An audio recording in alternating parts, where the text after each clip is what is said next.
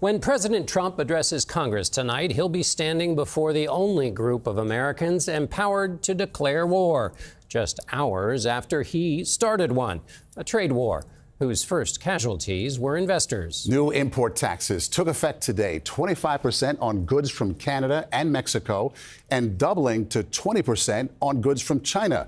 That was followed quickly by threats of retaliation and another sell-off on Wall Street. Stocks plunged. The Dow lost 1.5%.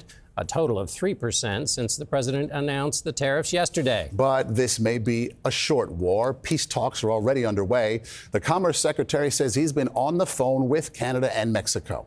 Polls suggest it was the economy more than anything that got Mr. Trump elected. Now, Caitlin Huey-Burns reports Americans are watching closely to see how he handles it. Caitlin?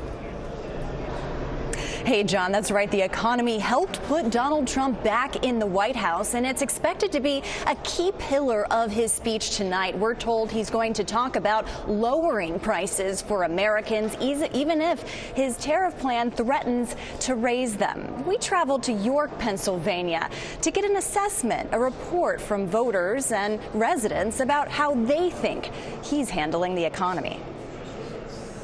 29-year-old C.J. Weigel helps run his family's commercial printing shop, Ream Printing, in York, Pennsylvania. 61% of the county voted for President Trump.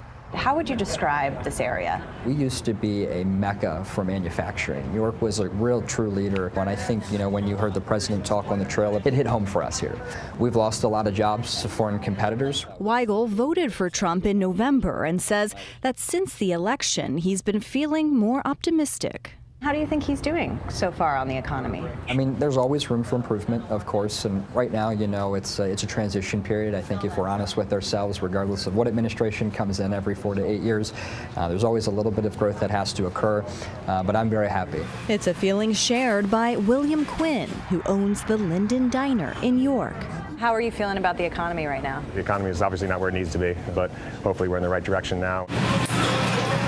A few weeks ago, Quinn had to start charging more for egg dishes to accommodate the price surge and the shortage. Price of everything, really. Everything's fluctuating so much, but there's certain items that you got to, protect. I mean, eggs at a diner, it's pretty much a staple. That's what it is. It's where we make our living off of is eggs in a diner, all day long. Quinn also voted for Trump and says the president needs time to help turn the economy around. Every president needs time, and we can just have to hope for the best and think that will drive our country forward and prices back to normal. When he was campaigning, he would say, on day one, I'm going to bring prices down. Is that something that you took literally? Obviously, what he should be doing is working on it from day one, but it doesn't happen overnight.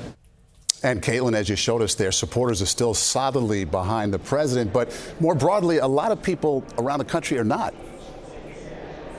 That's right. That optimism that you heard there is not really shared around the country. Our new polling shows that just 24% of Americans say that they're feeling good about the economy compared to say it's getting better, compared to 49% who said it's getting worse. And the top concern is inflation. That's among both Democrats and Republicans. It's the thing that they want to hear about from Trump tonight more than any other issue. And it's an issue they say that he's not prioritizing as much as other issues that on the radar. Caitlin, we're also hearing about maybe a little bit of difference between the president and his party on tariffs, which is another issue in addition to inflation.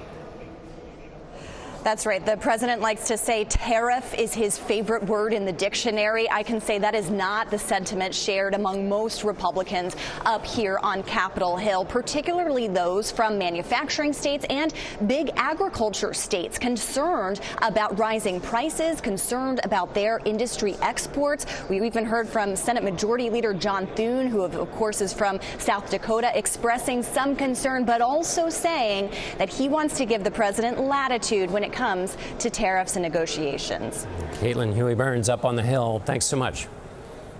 To help us understand how and when we might feel the impact of new tariffs, we are joined now by CBS News Money Watch correspondent Kelly O'Grady. So, Kelly, I know it depends on the items, right? But prices could go up pretty quickly. That's right. So let me run you through a few examples. So produce is actually one where you could see prices spike pretty quickly.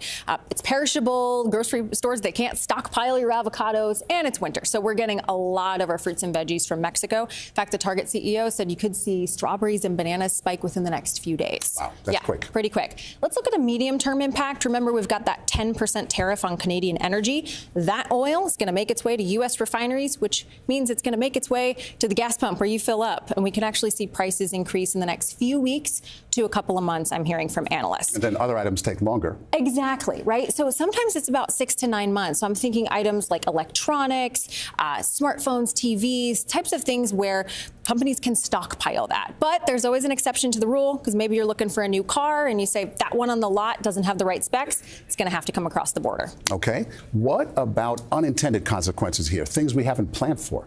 So packaging is a big one. Back to that oil, well, it's a key component in all sorts of things like plastic packaging. And what about the aluminum coming from Canada? What does your favorite soda come in, Maurice? It's an aluminum can. And then you'll also see customers look for alternative items when prices increase. Maybe you're not going to buy that new car. You're going to go buy a used car. More demand causes prices to spike.